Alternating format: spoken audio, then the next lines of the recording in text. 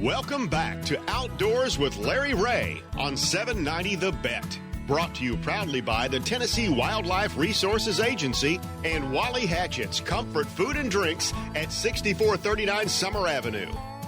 Good Saturday morning, everyone. Once again, it is Outdoors with Larry Ray, the fastest 90 minutes in outdoor broadcasting. All things that you'll want to know about the outdoor activities in the Mid-South, you can find out here on Outdoors with Larry Ray.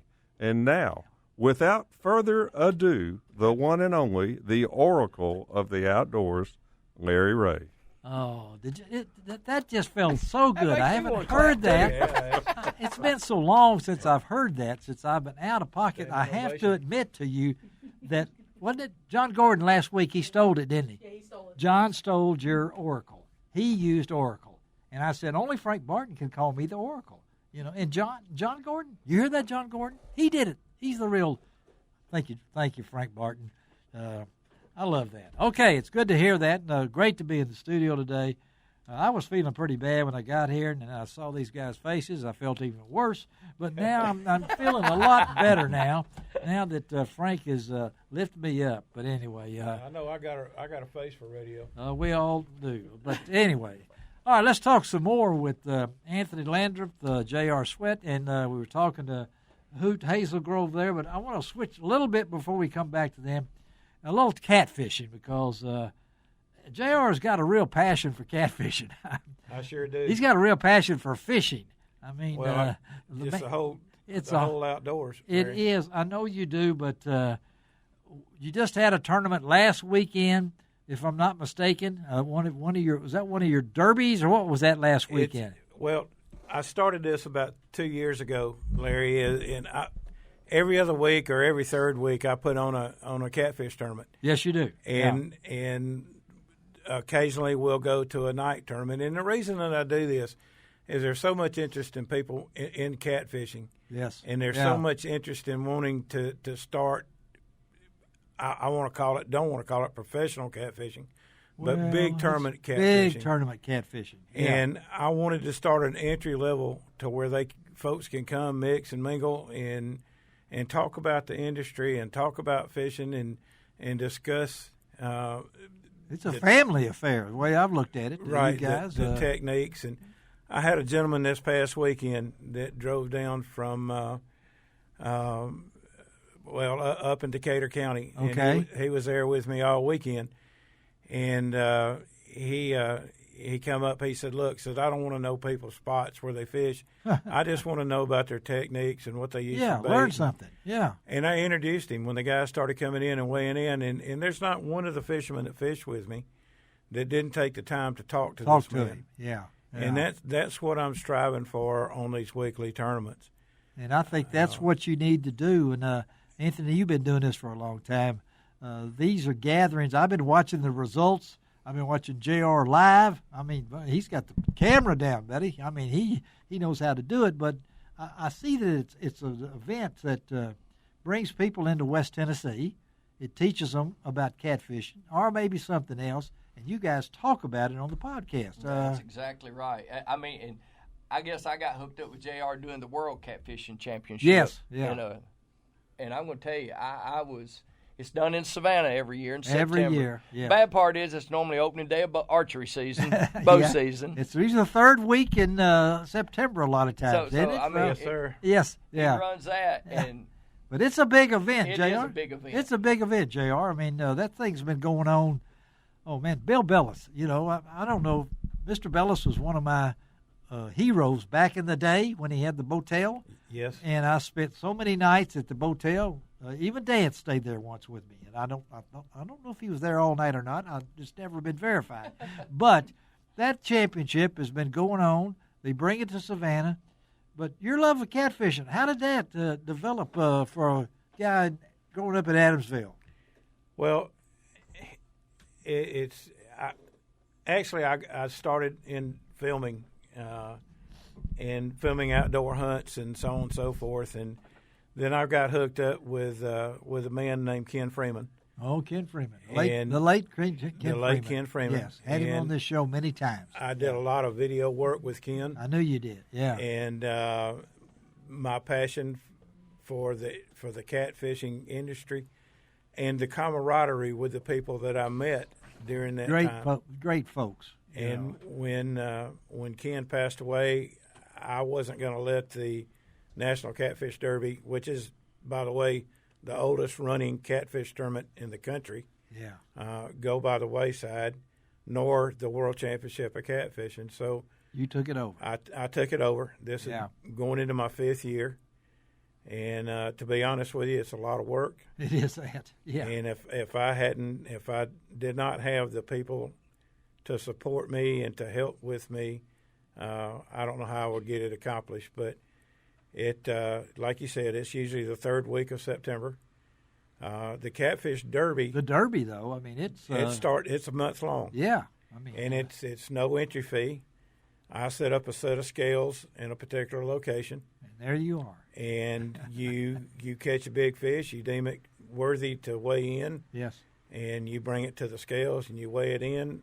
My people record the weight. There's one winner each week.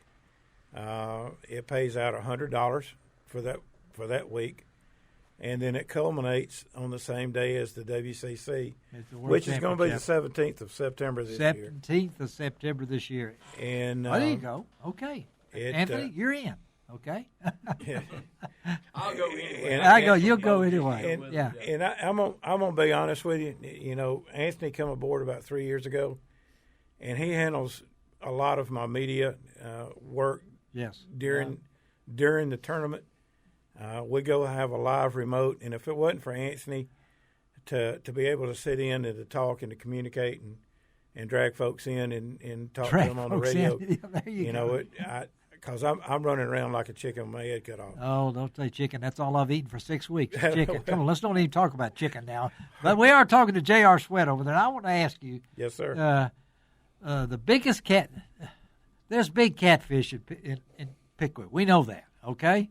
So what's a big catfish that's gonna what when you get to the Derby and something like this? Even last weekend, are we catching big catfish now? Yes. In my opinion, the water temperature is getting right. That's what I want to hear. The blues, I think, are pre-spawn. Okay. I think within the next 2 weeks they'll be on the bed. Ooh. The channel catfish, in my opinion, are coming off. Yes. Or in between. That's what my people want to know. That's what they want to know. I don't recall seeing a big female weighed in last weekend. Okay. I know we had some males that were weighed in. They left remnants in the live wells. Okay. We'll not get into that. We're not going to get into that, but we a big fish. What's a big catfish now? An average big catfish is around 60 to 70 pounds. Wow. We'll get out of the Tennessee River. We'll get some 70s and 80s. You will, yes. And that you know, Derby produces some big fish. Well, the young man that won the Derby last year, his fish was 68 pounds. 68 pounds. He won the national championship. And they come from all over. I mean, because this is just an event that is so worthy, and it reminds me of a homecoming every year because it goes back so far back, and I know, switching over here a little bit to Hoot. You do some catfishing yourself. I mean, yes. You're in the Hatchie River. I see some pictures there too. Right. He's got a fish he likes to call slick. That's what I wanted. Slick. I wanted to ask. See, you fell right into that. I mean, I didn't. I've heard so much about slick. You know, how big is slick? I'll put it this way: 3 years ago on my birthday, June the 15th, I caught a 73.5-pound flathead. Okay. Slick's got it beat easy. Slick is more than 75 pounds.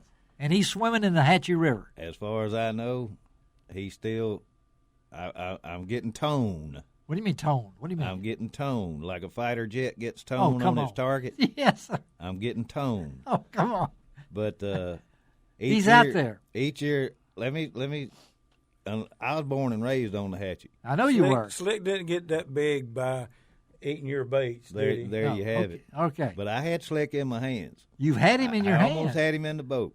Were you grabbing? I mean, you No, were no, grabbing. no, Okay, no, okay. no. Well, you had him in your I hands. limb line. I love limb I line. thought you limb line, but And well, so you had him in the boat. I almost had him in the boat, and the individual driving the boat put the boat in gear. Uh-oh. I need to be in complete control of not only the boat, but the current. That's whatever the current's doing to the boat, but especially the fish. So this former friend of yours put the boat in gear. Okay, all right, okay. I mean, we're listening, you know. Well, let's just say the words drifted in the air freely. Drifted in the air freely. So That's the Slick is easiest I still can out do it. there. But I have to keep in mind that Slick is still there because last year, and I'm not going to tell you where the spot is. We don't know those They spots. know. They videoed it. Well, But last year, first time I went after turkey season, it's always after turkey season. 63-pound flathead. 63-pound flathead. And there's going to be a catfish tournament on the Hatchie the 3rd and 4th of June. Okay. And you can contact Matt German. I don't know his We'll post all this. So we'll get the Okay, information good and put deal. it on LROutdoors.com, Em and my website. Yeah, Em and I need entered it. that. Yeah, Em and I entered it last year. It's an all-night thing. and you're going to be fishing in that. We're going to do it again this year. And you're going for Slick. If I ever get Slick, and I'm going to say it live now because I write an article for the Bulletin Times. I know Used to the be Bolivar Bulletin Times. Yeah. And I told all the ladies there at the original paper, if I ever catch Slick, y'all come down, you take pictures. I'm going to do the story, and I want explicit pictures of me letting Slick go alive. Oh my! That's what it's all about, right there. Yeah, dude. you guys stick around because we got to talk some more about this stuff with Slick and them. But let's take a break. Come right back, switch gears, and then go listen a little bit as we talk to Mike Butler, Executive Director of the Tennessee Wildlife Federation, on Outdoors with Larry Ray. We'll be right back.